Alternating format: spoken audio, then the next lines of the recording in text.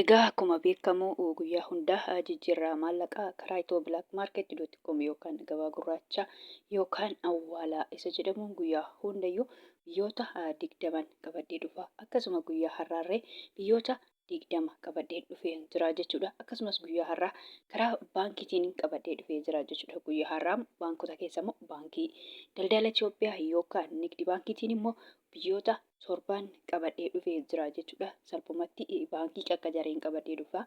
Garuu karaa itooblaakmaarketii biyyoota 20 guyyaa hundayyuu biyyoota 20 qabadhee dhufa jechuudha. Egaa akkuma beekamu jechaadha jijjiirraa maallaqaa karaa itooblaakmaarketii yookaan gabaa gurraachanii dabalaa jira jechuudha. Samoona kana dabalaatuma jira jechuudha. Torbee darbee baay'ee gadi bu'ee torbee kana immoo saffisaan dabalaa jira jechuudha. itooblaakmaarketii.com yookaan gabaa gurraacha biyyoota 20 ni qabadhee dhufe biyyoonni hundumtuu dabalanii jiru jechuudha. Baankiin illee dabalaa jira jechuudha. Karaa baankiitiin akkuma beekamu guyyaa kalee baankii dashanii ni qabadhee dhufe. Guyyaa har'aa immoo baankii daldala Itoophiyaati jechuudha. Akkuma jedhe baankii xiqqaa jareen qabadhee dhufaa jira jechuudha. Isaan ummati itooblaakmaarketii dabalee jira jechuudha. Baankiin illee dabalaatuma jira jechuudha. Karaa baankiitiin illee dabalaa jira. Salphumatti karaa lachiin iyyuu samoona dabalaa jira jechuudha. Torbee kana keessa saffisaan dabalaatuma jira jechuudha. Kan biraa immoo kanan jechuu barbaadu jechuudha. Itooblaakmaarketii dhaabbataa miti. Guyyaatti yeroo 2 yeroo 3 yeroo 4 jijjiiramuu danda'a jechuudha. Akka baankii miti. Baankiin guyyaa tokko guyyaa 2 guyyaa 3 torbe tokkotti jijjiiramuu danda'a miti. Danda'a jechuudha. Itooblaakmaarketii garuu siyaatitti guyyaatti yeroo 3 4 jijjiiramuu hin danda'a jechuudha. Egaa gabaabumatti nagaa waaqayyoo sin daganne nagaan waaqayyoo manaa fi kallattii jirtanitti isiniif haa ta'u. Warroonni mana kanaaf haara taatan noora manni kun mana keessanii chaanala kana sabskiraayib sheer laayik gochuun gara maatii keenyatti dabalamaa isiniin jenna. Warroonni mana kanaaf immoo maatii taatan sheer laayik gochuun viidiyoo kana gadumatti caqasaa isiniin jedha. Keessattuu jechuudha viidiyoo kana keessattuu warroonni gara biyya keenyatti maallaqa keessan ergattanii viidiyoo kiyya keessa argachuu hin dandeessu jechuudha. Maaliif ani tokkicha isaan dubbadha waan ta'eef sin hamma qabda saniin baay'ifattu jechuudha. Biyyoota 20 kana keessa biyya tokko yoo jiraattanii birii ani tokkicha isaan dubbadha waan ta'eef hamma qabda saniin baay'ifattu jechuudha. Karaa baankiitiin immoo akkuma jedhe baankii daldala Itoophiyaa yookaan nigdi baankiitiin fakkeenyaaf biyyoota 7 kana keessa guyyaa har'aa yoo ergattan jecha yoo jiraattan ani tokkicha isaan dubbadha waan ta'eef sallee itti isumaan ani dubbadhe kanaan baay'ifattu jechuudha. Birii hamma qabda sanaa jechuudha. Salphumatti kanan qabadhee dhufee kanneen akka Ameerikaan doolaarii, Kanaadaan doolaarii, Awustiraaliyaa doolaarii, Hoomar riyaala, Dubaay dirhaama, Saawud Arabiyaa riyaala, Kuweet dinaara, Baariin dinaara, Chaayinaa yuwaanii, Joordaan dinaara, Paawundi sterlingii, Yuuroo, Swiss birankii, Koroonaa, Turkii liiree fi kan kana fakkaatan qabadhee dhufee jira jechuudha. Akkasuma immoo karaa baankiitiin baankota keessa immoo baankii daldala Itoophiyaa yookaan nigdi baankiitiin kanneen akka Ameerikaa doolaarii, Dubaay dirhaama, Saawud Arabiyaa riyaala, Kuweet dinaara, Paawundi sterlingii, Yuuroo fi kan kana fakkaatan qabadhee dhufee jira jechuudha. Gabaabumatti guyyaa hundayyuu Ameerikaa doolaarirraa hin ka'a. Guyyaa har'aarree Ameerikaa doolaarirraa hin ka'a jechuudha.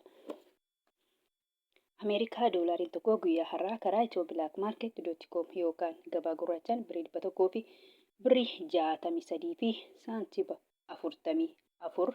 Akkasuma immoo Ameerikaa doolaariin tokko karaa baankiitiin baankii daldala Itoophiyaa yookaan nigdi baankiitiin birii 100 fi birii 38 fi saantiba 74. Kan itti aanu Kanaadaadha. Kanaadaa doolaariin tokko karaa itooblaakmaarket.com yookaan gabaa gurraachaan birii 100 fi birii 18 fi saantiba 49. Akkasuma immoo Kanaadaa doolaariin karaa baankiitiin baankii daldala Itoophiyaa yookaan nigdi baankiitiin birii 98 fi saantiba 61. Awustiraaliyaa doolaariin tokko karaa itooblaakmaarket.com yookaan gabaa gurraachaan birii 100 fi birii 8 fi saantiba 51. Kan itti aanu Hoomar riyaalii tokko karaa itooblaakmaarket.com yookaan gabaa gurraachaan birii 4 fi birii 24 fi saantiba 55. Dubaay dirhaamiin tokko karaa itooblaakmaarket.com yookaan gabaa gurraachaan birii 44 fi saantiba 52.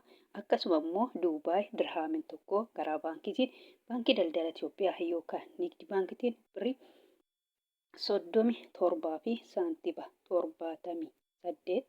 Saawud Arabiyaa riyaalii tokko karaa itooblaakmaarket .com yookaan gabaa gurraachaan birrii 43 fi saantiba 59 akkasuma immoo Saawud Arabiyaa Riyaalii karaa baankiitiin baankii daldala Itoophiyaa yookaan Nigdi baankiitiin birrii 36 fi saantiba 97 kan itti aanu Kuweet diinaarri tokko karaa itooblaakmaarket.com yookaan gabaa gurraachaan birrii 500 fi birrii 35 fi saantiba 53 akkasuma immoo Kuweet diinaarri tokko jechuudha karaa baankiitiin baankii daldala Itoophiyaa yookaan Nigdi baankiitiin birrii 400 fi birrii 45 fi saantiba 35 kan itti aanu Baareen diinaarri tokko karaa itooblaakmaarket.com yookaan gabaa gurraachaan birrii 400 fi birrii 33 fi saantiba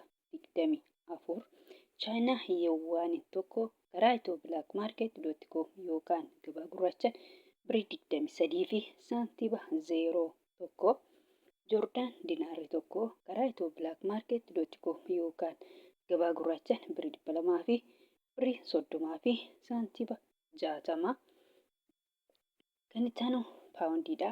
Paawundi sterlingii tokko karaa itooblaakmaarket.com yookaan gabaa gurraachaan birrii 200 fi birrii 22 fi saantiba 57 akkasuma immoo paawundi sterlingiin karaa baankiitiin baankii daldala Itoophiyaa yookaan Nigdi baankiitiin birrii 100 fi birrii 82 fi saantiba 79 kan itti aanu yuuroodha. Yuuroon tokko karaa itooblaakmaarket.com yookaan gabaa gurraachaan birrii 100 fi birrii 93 fi saantiba 28 akkasuma immoo yuuroon tokko karaa baankiitiin baankii daldala Itoophiyaa yookaan Nigdi baankiitiin birrii 100 fi birrii 61 fi saantiba 66 Iswiis firaankiin tokko karaa itooblaakmaarket.com yookaan gabaa gurraachaan birrii 200 fi birrii 7 fi saantiba 19 Koroonaan tokko karaa itooblaakmaarket.com yookaan gabaa gurraachaan